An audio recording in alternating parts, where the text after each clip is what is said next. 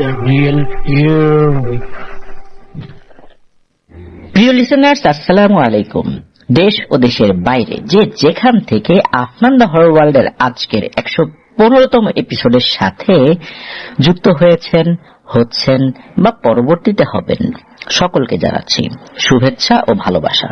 আশা করি সবাই ভালো আছেন, সুস্থ আছেন। প্রিয় লিসেনার্স, আমার গলার অবস্থা খুব বেশি ভালো নয়, তা আমার কণ্ঠস্বর শুনে আপনারা বুঝতে পারছেন। তারপরও আমি যতটুকু সম্ভব আমার জায়গা থেকে সর্বোচ্চ চেষ্টা করব ঘটনাগুলো সুন্দরভাবে আপনাদের সামনে উপস্থাপন করার জন্য। প্রিয় লিসেনার্স, আজকের এপিসোডেও বরাবরের মতো 6টি ঘটনা নিয়ে আপনাদের সামনে হাজির হয়েছি। ঘটনাগুলো যারা পাঠিয়েছেন সকলকে ধন্যবাদ জানিয়ে মূল ঘটনাতে চলে যাব। যাওয়ার আগে সেই কথাগুলো যেগুলো সবসময় বলি, সেটা হচ্ছে আমাদের এই ভিডিওর লাইক বাটনে প্রেস করতে কিন্তু ভুলবেন না, এই ভিডিওর লিঙ্কটাও শেয়ার করতে ভুলবেন না। আর আমার আরো একটি ইউটিউব চ্যানেল রয়েছে আফনাস বি নামে, সেটার লিঙ্কও এই ভিডিও ডেসক্রিপশনেই পাবেন। এই ভিডিও ডেসক্রিপশনের একদম উপরের দিকে আফনাস বি লেখা রয়েছে এবং ওখানে ইউটিউবের একটি লোগো রয়েছে, ওখানে ক্লিক করলেই আপনারা ওই চ্যানেলে ঢুকে যেতে পারবেন এবং ওখানে গিয়ে সাবস্ক্রাইব করতে পারবেন। প্রিয় লিসেনার্স, আপনারা যারা ঘটনা পাঠাতে চান তারা লিখে অথবা রেকর্ড করে যে কোনো ভাবে ঘটনা পাঠাতে পারবেন afnanthehorrorworld@gmail.com এই ইমেল অ্যাড্রেসে। ইমেল অ্যাড্রেসের স্পেলিংটা হচ্ছে afnanthehorrorworld afnanthehorrorworld@gmail.com। আমাদের ফেসবুক পেজ এবং গ্রুপ রয়েছে আফনান দ্য হরর ওয়ার্ল্ড নামে। এই দুটো লিঙ্কও আমরা আমাদের ভিডিও ডেসক্রিপশনে দিয়ে রেখেছি।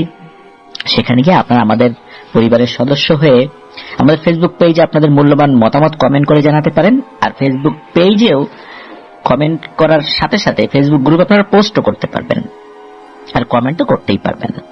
প্রিয় লিসেনার্স, কথা না বাড়িয়ে মূল ঘটনাতে চলে যাচ্ছি। আমাদের এবারের এপিসোডের প্রথম যেই ঘটনাটি, এই ঘটনাটি আমাদেরকে যিনি দিয়েছেন তিনি একজন রেমিটেন্স যোদ্ধা ভাই। ওনার নাম মিজানুর রহমান আহাদ আর ওনার ডাক নাম হচ্ছে মানিক। ওনার বাড়ি চট্টগ্রামের ফটিকছড়িতে। উনি বর্তমানে সৌদি আরবের তাবুক শহরে রয়েছেন। তো এই ফটিকছড়িতে একটি নাম করা কলেজ রয়েছে। সঙ্গত কারণে কলেজের নামটি আমরা বলছি না, তবে ফটিকছড়ি উপজেলার অধিকাংশই যেই স্টুডেন্টরা রয়েছে তারা ওই কলেজের স্টুডেন্ট। প্রথমে কিছু ছোট ঘটনা দিয়ে শুরু করি, আর এরপরে এই মানিক ভাইয়ের সাথে যে ঘটনাটি ঘটেছিল সেটাই আমরা যাব। তো মানিক ভাইয়ের দুলা ভাই একজন ঠিকাদার বা কন্ট্রাক্টর। ওনারা যেখানে থাকেন মোটামুটি ওই জায়গাটায় ওনার দুলা ভাইয়ের বেশ একটা নাম ডাক রয়েছে কন্ট্রাক্টর হিসাবে। সেই সুবাদে ফটিকছড়ির ওই উপজেলার যে কলেজটার কথা আমরা বলেছি, ওখানে একটি নতুন ভবন নির্মাণের কাজ এই মানিক ভাইয়ের দুলা ভাই পেয়েছিলেন। ওই কলেজের এক পাশে একটি দোতলা বিশিষ্ট বায়োলজি ল্যাব রয়েছে, কেউ গেলে সেখানে সেই ল্যাবটা দেখতে পাবে আর কি। তো কাজ যখন প্রথম শুরু হয় তখন ওনার দুলা ভাইয়ের দুইজন সিনিয়র মিস্ত্রি ওখানে যান এবং ওখানকার লেআউট যেভাবে দেয়া ছিল ওই সংক্রান্ত কাজগুলো ওনারা বুঝে নেন আর কি। তবে এই মিস্ত্রিদের কারো বাড়ি চট্টগ্রামে ছিল না, একজন ছিল বরিশালের আর একজন ছিল সিলেটের। আর অন্যান্য মিস্ত্রিও যারা ছিলেন ওরা সবাই দেশের বিভিন্ন জায়গার আর কি। তো যেটা হয়, প্রথম দিনের মতো কাজ শেষ করে ওনারা ওই বায়োলজি ল্যাবের দোতলায় যে বারান্দাটা রয়েছে ওই বারান্দায় থাকার সিদ্ধান্ত নেন, যেহেতু কাজ সম্পূর্ণ শুরু হয়নি এবং মিস্ত্রিদের থাকার জন্য কোনো ঘরও আলাদাভাবে নির্মাণ করা হয়নি। ওই কলেজটির সামনে একটা বিশাল বড় পুকুর রয়েছে, যা অনেক বছর ধরেই রয়েছে, অনেক আগে থেকে এই পুকুরটা আর কি রয়েছে, নতুন করে খনন করা হয়েছে বিষয়টা এরকম না। তো ওই মিস্ত্রি দুজন তাদের কাজ শেষ করে গোসল করে এসে বাইরের যে হোটেল রয়েছে সেখানে গিয়ে খাবার খায় এবং পরে এসে তাদের জন্য বিছানা করে ওই বায়োলজি ল্যাবের দোতলার যে বারান্দা ওখানে শুয়ে পড়ে। তো রাতের বেলা কিন্তু কলেজটি একদম শুনশান নীরব থাকে সব সময়। তো রাত্রে পাহারা দেওয়ার জন্য 3 থেকে 4 জন দারোয়ান সবসময় থাকতো, তারা বিভিন্ন গেট বা বিভিন্ন জায়গায় থাকতো, দূরে দূরে আর কি। তো ওই কলেজের আশেপাশে বাড়িঘরও ছিল না, আর যেগুলো ছিল সেগুলো বেশ দূরেই ছিল। কলেজ এরিয়াটাও কিন্তু অনেক বড়। ওই দিন রাত্রে রাত আনুমানিক 1টা কি 1:30টার সময় ওই দুজন মিস্ত্রি হঠাৎ করে দরজা ধাক্কাধাক্কির শব্দ শুনতে পান। মূলত এই শব্দে তাদের ঘুম ভেঙে যায়। তো তারা যখন খেয়াল করলো যে আসলে এই শব্দটার উৎস কোথায়, তখন তারা বুঝতে পারলো এই দ্বিতীয় তলার বায়োলজি ল্যাবের ভেতর থেকে কেউ যেন অনেক জোরে দরজা বাড়ি দিচ্ছে বা ধাক্কাচ্ছে।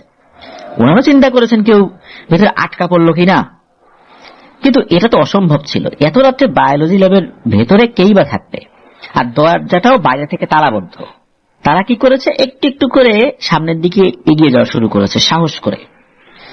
তারা যখন কাছাকাছি যায়, মনে হচ্ছে ওই দরজার ওপাশে ঝড় তুফান চলছে, সবকিছু যেন লন্ডভন্ড হয়ে যাচ্ছে। বিল্ডিং এর অপর পাশের জানালাগুলো একটা আরেকটার সাথে বাড়ি খাচ্ছে। কাছের জিনিসপত্রগুলো মনে হচ্ছে কেউ রাগে ক্ষোভে এদিক সেদিক ছুঁড়ে মারছে। টেবিলগুলো উল্টে ফেলে দেওয়া হচ্ছে। এমন অবস্থা দেখে তারা দুজন এমন ভয় পায় যা বলার মতো না।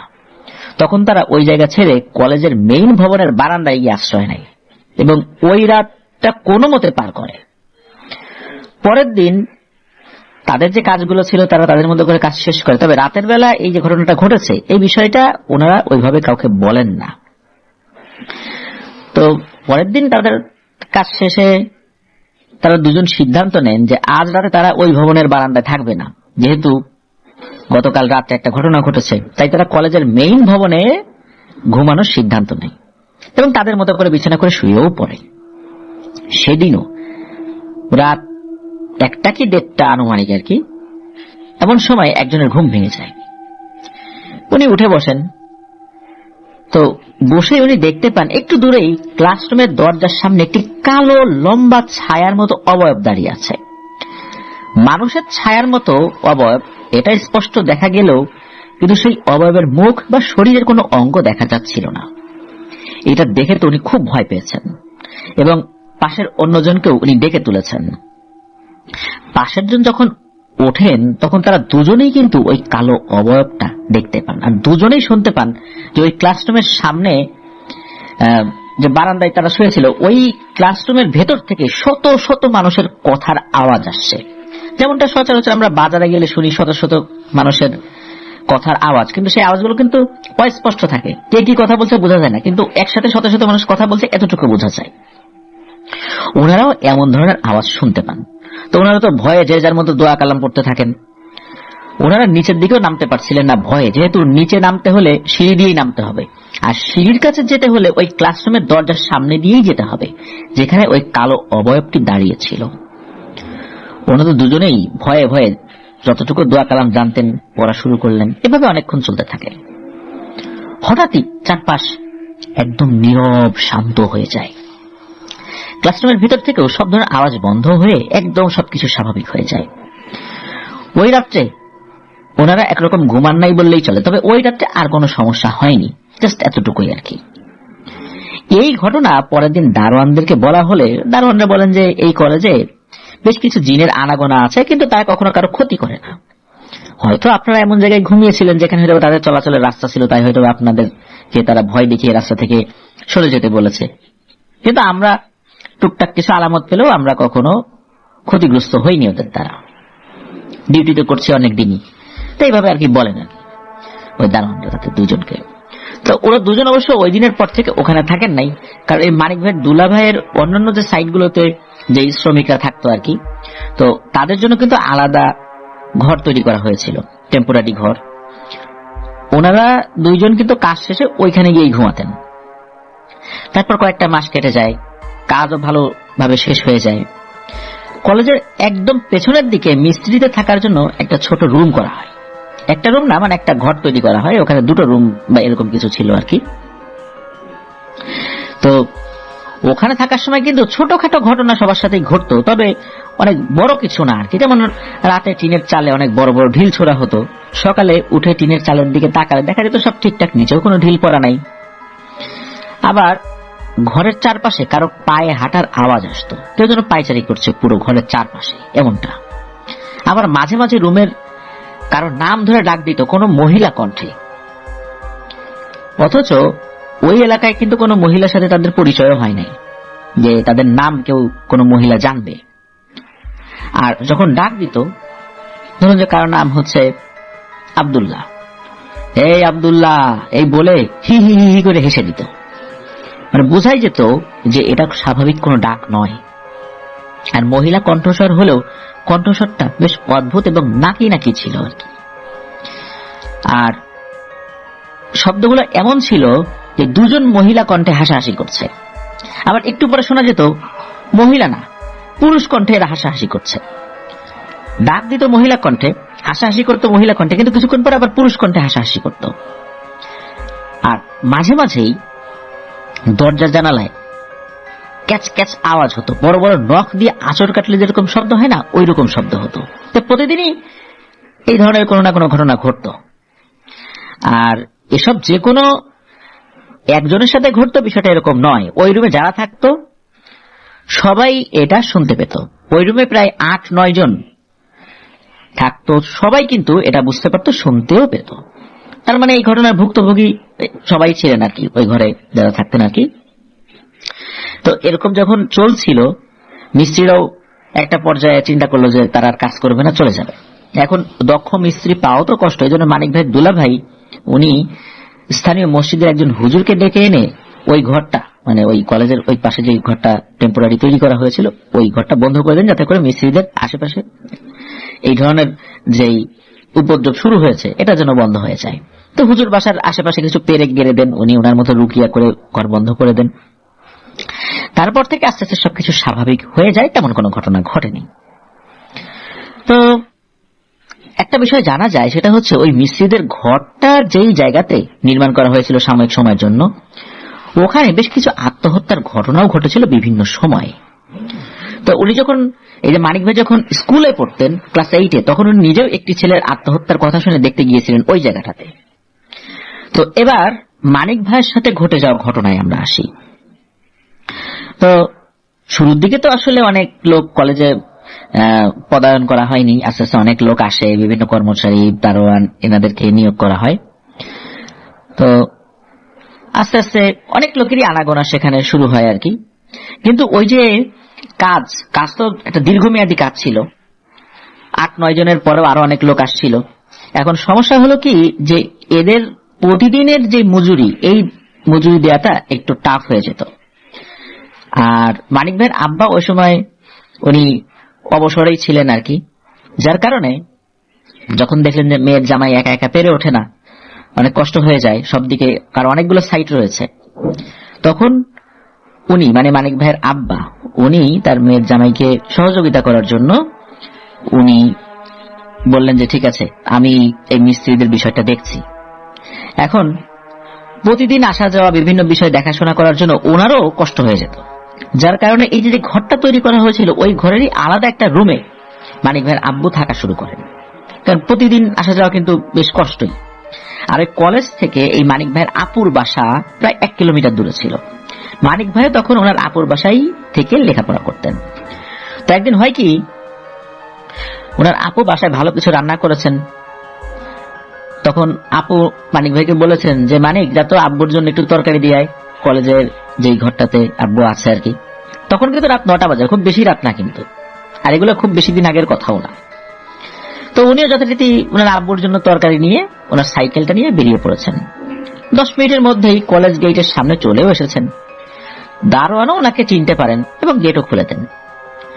তো এর মধ্যে একটা বিষয় বলে রাখা ভালো, যে এই মেইন রাস্তার পাশেই ছিল কলেজের মেইন গেট। মেইন গেট থেকে ঢুকেই প্রায় 200 ফিটের মতো সামনের দিকে এগিয়ে গেলে কলেজের ওই যে বড় পুকুরটা, যেটা আমরা শুরুতে বলেছিলাম, ওই বড় পুকুরটা পড়ে। পুকুরের ডান পাশে কলেজের টিচারদের থাকার জন্য কোয়ার্টারও রয়েছে। তো শিক্ষক কোয়ার্টারের সামনে দিয়ে গিয়ে আরো প্রায় 50 ফুটের মতো সামনে গেলে কলেজ ভবনের একটি গেট, সেটা সচরাচর ব্যবহার করা হয় না, তাই বন্ধই থাকে, রাতের বেলা তো বন্ধই থাকে সবসময়। সেই কলেজ, মানে প্রথম কলেজ গেটের বাম পাশের রাস্তা প্রায় 200 ফিট সামনে মাঝামাঝি কলেজ ভবনের মেইন গেটটা। তো পুকুর পাড় জুড়ে অনেক নারকেল গাছ ছিল। তো মানিক ভাই উনি কলেজ গেট থেকে আবার সাইকেল নিয়ে রওনা দিয়েছেন, পুকুর পাশ দিয়ে শিক্ষক কোয়ার্টারের সামনে দিয়ে উনি আগাচ্ছেন। তখন উনি খেয়াল করেন কলেজের ওই যে সামনের যেই কলেজ ভবনের গেট রয়েছে, তার আশেপাশে কয়েকটা বাতি জ্বলছিল, কিন্তু ওই আশেপাশের কয়েকটা বাতি শুধু বন্ধ হয়ে আছে, অন্য বাতিগুলো কিন্তু জ্বলছে। এতে করে ঠিক ওই জায়গাটা বেশ অন্ধকার হয়ে আছে। তো উনি সেটাকে আমলে না নিয়ে সামনের দিকে এগিয়ে গিয়েছেন। আর সেই রাস্তা পার হয়ে কলেজ ভবনের গেটের সামনে দিয়ে যখন বাম পাশের রাস্তায় বাঁক নিয়েছেন, তখন হঠাৎ করে চোখের পলকে উনি দেখতে পেয়েছেন যে সাদা পাঞ্জাবি জাতীয় কোনো কিছু আর কি পরা, মাথায় সাদা টুপি পরা একটা বৃদ্ধ মতো একজন মানুষ ওনার সাইকেলের সামনে হঠাৎ করে চলে এসেছেন। মনে হচ্ছিল উনি রাস্তা পার হয়ে পুকুরের দিকে যাচ্ছিলেন, এমন একটা অবস্থা। ঘটনাটি এত দ্রুততার সাথে ঘটেছে, ওনার চোখের পলকেই ঘটে যায় এই ব্যাপারটা। উনি সাইকেলের ব্রেক করারও সময় পান নাই। ভেবে দেখুন যে উনি কিন্তু রানিং অবস্থায় ছিলেন, আর ব্রেক করার জন্য কিন্তু আঙ্গুল সামনে দিয়ে ব্রেকে চাপ ধরবেন, মানে চাপ দিবেন, এটা তো 1 সেকেন্ডও সময় লাগবে, কিন্তু উনি ওই সময়টাও পান নাই। এত দ্রুততার সাথে ঘটনাটা ঘটেছে। ফলশ্রুতিতে যা হওয়ার তাই হলো, হয়ে গেল সংঘর্ষ। মানিক ভাই সজোরে ওনার গায়ে লাগিয়ে দিলেন ওই রানিং সাইকেলটা। এই দুর্ঘটনার সাথে সাথে উনি তো সাইকেলের নিয়ন্ত্রণ হারিয়ে রাস্তার মাঝেই পড়ে যান। তো উনি পড়ার সময় এটাও দেখেন যে ওই বৃদ্ধ লোকটিও সাইকেলের আঘাতে কিছুটা দূরে ছিটকে পড়ে যান। আর এই মানিক ভাই উনি সাথে সাথে উঠে দাঁড়িয়েছেন, হাতে পায়ে বেশ ব্যথা অনুভব করেন। এটাই স্বাভাবিক, রাস্তায় এভাবে পড়ে গেলে তো এ ধরনের ব্যথা লাগবেই, হাত পায়ের চামড়া ছিঁড়ে যাবে, এটাই স্বাভাবিক। কিন্তু তখন আর মনে মনে একটা ভয় ঢুকে যায় যে আচ্ছা, এই যে বৃদ্ধ মানুষটাকে ধাক্কা মেরেছি, এই লোকটা কোথায়? এনাকে তো আশেপাশে দেখছি না। কারণ আমি পড়ে যাওয়ার সাথে সাথে উঠে দাঁড়ালাম, এই লোকটাও তো উঠে দাঁড়াবে, কিন্তু উনি কোথায় গেলেন? আর এই লোকটার ক্ষতি হলো না তো, নাকি আশেপাশে খুব বেশি দূরে গিয়ে ছিটকে পড়েছে, যাকে দেখা যাচ্ছে না, যেহেতু ওই জায়গাটা একটু অন্ধকার। তো উনি খোঁজা শুরু করলেন, কিন্তু আশ্চর্যের বিষয় ওনাকে কোথাও পাওয়া গেল না, মানে ওই বৃদ্ধ লোকটিকে কোথাও পাওয়া গেল না। হঠাৎ করে উনি বুঝতে পারেন যে আশেপাশে বড় ধরনের একটা ঝড় উঠেছে। তখন কিন্তু ঝড় ওঠার সময় না, আর এমন বাতাস মনে হচ্ছে আশেপাশে নারকেল গাছগুলো রয়েছে এইগুলো সহ আরো যে গাছগুলো আশেপাশে রয়েছে এগুলো মনে হচ্ছে এখনই সব ভেঙে পড়বে এবং ভেঙে ওনার উপরে পড়বে। উনি উপরের দিকে তাকিয়ে আশেপাশের অবস্থা দেখে বুঝতে পারেন যে এই ঝড়টা শুধু ওনার সামনে পেছনের পিছুর গাছেই হচ্ছে, দূরের গাছগুলো কিন্তু একদম নীরব শান্ত। তো উনি এই অবস্থায় মনে প্রচন্ড ভয় অনুভব করেন। আবার একজন বৃদ্ধ মানুষকে আঘাত করেছেন, তাকেও খুঁজে পাওয়া যাচ্ছে না। তারপর ঝড়ো বাতাস, সবকিছু মিলিয়ে একটা ঘোরের মধ্যে উনি চলে গিয়েছেন। এমন সময় হঠাৎ করে খেয়াল করেন যে ওনার থেকে প্রায় 30 ফুট সামনেই যে পুকুর ঘাট রয়েছে, সেখানে ওনার আব্বু। ওই জায়গাটা অন্ধকার হলেও পুকুরের ওই সাইডটা কিন্তু আবার আলোকিত ছিল। তো উনি দেখেন যে ওনার আব্বু গোসল শেষে নিজের জামা কাপড় ঠিক নিজে যেভাবে ধুতেন, ঠিক ওইভাবেই ওই পুকুর ঘাটে ওনার জামা কাপড় ধুচ্ছিলেন। তো ওখানে দাঁড়িয়েই মানিক ভাই ওনার আব্বুকে 2-3 বার ডাক দিয়েছেন, কিন্তু ওনার আব্বু মনে হচ্ছে এই ডাকটা শুনতেই পাচ্ছে না। উনি আর কিছু না ভেবে দৌড় দেন ওনার আব্বুর কাছে। তো উনি ঘাটের সামনে গিয়ে ঘাটের কয়েকটা সিঁড়ি নিচে নেমে দেখেন যে ওনার আব্বু জামা কাপড় রেখে পানির ভেতরে নামছেন, মানে গোসল করার জন্য ঘাটের সিঁড়ি দিয়ে পানির ভেতরে নেমে যাচ্ছেন। তখন উনি ওনার আব্বুকে কয়েকটা ডাক দিয়েছেন, কিন্তু ওনার আব্বু পানিতে নেমেই চলছেন। একটু নিচে নেমেই ওনার আব্বু এই মানিক ভাইয়ের দিকে ফিরে তাকান, আর তখন যেটা দেখেন এটা দেখে উনি মারাত্মক ভয় পান। উনি দেখেন এই যে বৃদ্ধ লোকের সাথে একটু আগে ওনার ধাক্কা লেগেছিল, চেহারা তো ভালো করে আসলে বুঝতে পারেন নাই যে তার চেহারাটা কেমন ছিল, তবে মোটামুটি যতটুকু বোঝা গিয়েছিল আর কি, মনে হচ্ছে ওই বৃদ্ধ লোকটাই, কিন্তু তার চোখগুলো অনেক বড় বড়, আগুনের গোলার মতো জল করছে। আর ওই বৃদ্ধ লোকটি মানিক ভাইকে বলছেন, আয় আয়, আরো একটু নিচে আয়। হঠাৎ করে ওনার আব্বুর এরকম রূপ বদল দেখে মানিক ভাই তো আর বুঝতে বাকি রইল না যে এতক্ষণ যেটা হয়েছে সেটা কোনো কিছুই স্বাভাবিক না। তখনও কিন্তু সেই ঝড় বাতাস বয়েই চলছে। উনি আর অন্য কিছু না ভেবে ঠিক যখনই উপরে উঠে দৌড় শুরু করেছেন, তখনই দেখেন আশেপাশে যত বাতি ছিল এক ঝটকায় সব বাতি বন্ধ হয়ে গেল। মনে হলো যে বিদ্যুৎ চলে গেছে, কিন্তু আশেপাশে অন্যান্য যে ঘরগুলো ছিল, এই যে টিচারদের যে কোয়ার্টার, ওখানে কিন্তু আলো জ্বলছিল, মানে বিদ্যুৎ যায় নাই, কিন্তু রাস্তার লাইটগুলো বন্ধ হয়ে রাস্তা অন্ধকার হয়ে গেছে। মানিক ভাই তো সাইকেল, খাবার সব ওভাবেই রেখে দৌড়ানো শুরু করেছেন। উনি সামনে যতই আগান না কেন ওই ঝড়ো বাতাসগুলো ওনার পিছু নিয়েছে। মনে হচ্ছে উনি ঠিক যে দিক দিয়ে যাচ্ছেন ওনার আশেপাশের গাছগুলোই শুধু ঝড়ো বাতাসে দুলছে। আর ওই সময়ও উনি শুনতে পেয়েছিলেন, আয় নিচে আয়, আরো নিচে আয়। উনি তো দৌড়ে গেটের সামনে দিয়ে গিয়ে গেট খুলে একজোরে কলেজ ভবন পেরিয়ে ওনার আব্বুর রুমের সামনে গিয়ে ওনার আব্বুকে ডাকতে থাকেন, এবং ডাকতে ডাকতে রুমে প্রবেশ করে দেখতে পারেন ওনার আব্বু নামাজ পড়ছে, এশার নামাজ পড়ছে। তো ওখানে বসে মানে খুব হাঁপাচ্ছিলেন, এরপর পানি খান। ওনার আব্বু নামাজও ইতিমধ্যে শেষ হয়ে যায়। এদিকে ছেলের এরকম ঘরমাক্ত চেহারা দেখে স্বাভাবিকভাবে জিজ্ঞেস করেন কি হয়েছে। তখন এই মানিক ভাই সব কথা খুলে বলেন তার বাবাকে। ওনার আব্বু তখন দোয়া পড়ে ওনার শরীরে ফু দিয়ে দেন। এরপর ওনাকে সাথে নিয়ে পুকুর পাড়ে যায়, গিয়ে দেখা যায় সবকিছু শান্ত, সাইকেলটা ওখানে পড়ে আছে, তারপরে ওই যে বাটিতে খাবার দেওয়া হয়েছিল সেটাও এলোমেলো হয়ে পড়ে আছে। এমনকি যে বাতিগুলো শুরুর দিকে কিছু কিছু বাতি অন্ধকার দেখেছিলেন সেগুলোও কিন্তু জ্বলছে, এবং পরবর্তীতে সব বাতি বন্ধ হয়ে গেছিল সেগুলো এখন জ্বলছে। সাইকেলটা মানিক ভাই তুলে নেন এবং ওনার আব্বুকে বলেন যে সামনের দিকে আমাকে একটু এগিয়ে দিয়ে আসো রাস্তা পর্যন্ত। তো ওনার আব্বু রাস্তা পর্যন্ত এগিয়ে দিয়ে আসেন, উনিও বাসায় ফেরত আসেন। তো খুব হাঁপাচ্ছিলেন উনি, ঘামছিলেন। তো ওনার আপু জিজ্ঞেস করেন কি হয়েছে, তাকেও সব ঘটনা উনি খুলে বলেন। তখন ওনার আপু বলেন তুই গোসল করে ফ্রেশ হয়ে আয়, তারপর তোকে দোয়া দরুদ করে ফু দিয়ে দিচ্ছি। তো উনি সেটাই করেন আর কি। তো ওই দিন রাত্রে ঘুমের মধ্যে এই মানিক ভাই একটা স্বপ্ন দেখেন। স্বপ্নে দেখেন ওই যে বৃদ্ধ লোকটি তার সাইকেলের সাথে আঘাতপ্রাপ্ত হয়েছিলেন, ওই বৃদ্ধ লোকটি তাকে বলছে যে মানিক, আমি জানি তুমি ইচ্ছে করে ক্ষতি করনি, আমাকে আঘাত করনি, আমি ওই পুকুরে আমার পরিবার নিয়েই থাকি, আমি রাস্তা পার হওয়ার সময় লাইটটা বন্ধ করে দেই, এই ক্ষমতা আমাদের আছে। তো রাস্তা পার হয়ে আমি যখন যাচ্ছিলাম হঠাৎ করে তুমি আমার সামনে পড়ে যাও, আমিও বুঝতে পারিনি যে তুমি আসছো, তুমিও বুঝতে পারো নাই, দুজনেই দুর্ঘটনায় পড়ে যাই। এতে আমি অনেক ব্যথা পেয়েছি, এটা সত্য, কিন্তু তোমার উপর কিন্তু আমার কোনো রাগ নাই, ক্ষোভ নাই।